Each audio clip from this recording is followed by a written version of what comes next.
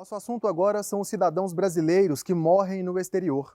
Além da dor da perda, a família terá de arcar com gastos elevados e enfrentar uma longa burocracia para a liberação e o traslado dos restos mortais para o Brasil.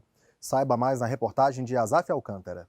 Há mais de 20 anos, o Bruno mata a saudade que tem do irmão assim, revendo fotos antigas. O Marcelo era meu melhor amigo. Ele era a gente tinha uma diferença de idade de 3 anos, então a gente era muito grudado. Em abril de 1999, o Marcelo, irmão do Bruno, foi para o estado do Colorado, nos Estados Unidos, fazer um intercâmbio de estudo e trabalho.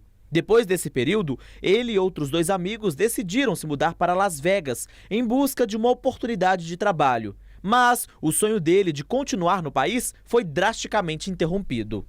Nesse caminho, né, nesse trajeto na estrada, ele acabou batendo, o carro que eles estavam acabou batendo de frente com uma carreta cegonheira e os três faleceram na mesma hora. Segundo dados do Itamaraty, vivem no exterior cerca de 3 milhões e 500 mil brasileiros. E só em 2018, 1.982 morreram lá fora. Em 2019, esse número foi menor, de 1.678. E em casos de morte no exterior, o trâmite do traslado vai depender muito de como esse óbito ocorreu. Se acontecer uma situação onde houver violência nesse falecimento, esse falecimento for decorrente de um crime ou de qualquer coisa congênere, você tem que ter uma liberação da polícia ou do órgão policial afeto daquele país para que você possa ter o traslado desse corpo. Se esse falecimento acontecer por causas naturais, é óbvio que o laudo legista, né, do médico legista, já vai falar o que aconteceu e essa liberação vai ser mais rápida. Então, assim, a primeira coisa que vai impactar na duração do trâmite é a forma como se deu a morte.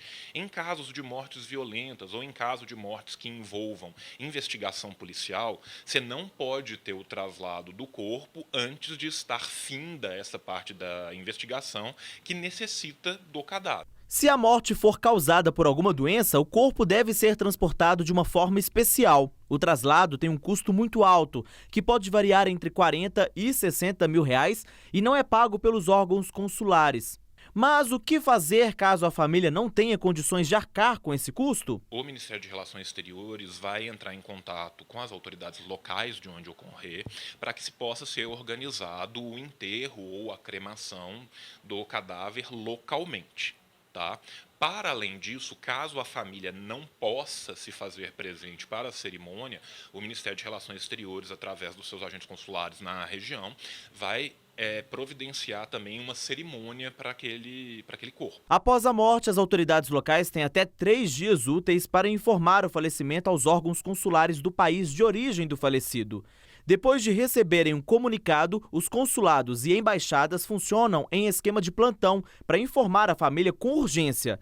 Esta juíza da 2ª Vara de Sucessões e Ausência de Belo Horizonte explica quais são os documentos necessários para fazer o traslado do corpo. Na verdade, a gente tem duas etapas. Uma para o registro consular de óbito, que, como eu disse, são os documentos de identificação do falecido e da pessoa que servirá como declarante, a própria declaração médica.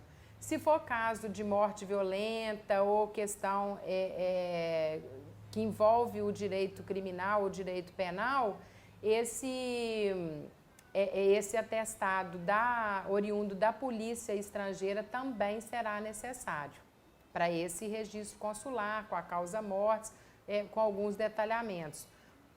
Se for para o transporte desse corpo, desses restos mortais para o Brasil, são necessários outros documentos também, inclusive a autorização de transporte feito no aeroporto de embarque desse corpo.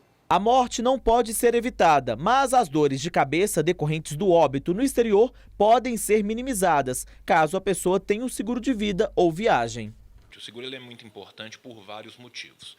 Nem todos os países têm para o cidadão estrangeiro a mesma cobertura que no Brasil há para a saúde. A gente está muito acostumado a ter um problema de saúde no Brasil e ter uma cobertura universalizada. Isso não acontece lá fora. Muitas vezes os gastos são extremamente vultosos e, em última instância de ocorrer um falecimento, aí sim os gastos são estratosféricos para se transportar um corpo, mesmo cremando o corpo, que é a forma mais barata. E foi através desse seguro que a gente foi ressarcido pela morte dele. O fato mais marcante foi justamente a missa de sétimo dia de ser antes do enterro. Isso eu nunca tinha visto, né? Eu tinha 24 anos, 23 anos na época, eu não, né? Até então eu nunca tinha presenciado um fato desse de a gente fazer uma missa de sétimo dia de uma pessoa que não foi ainda sepultada.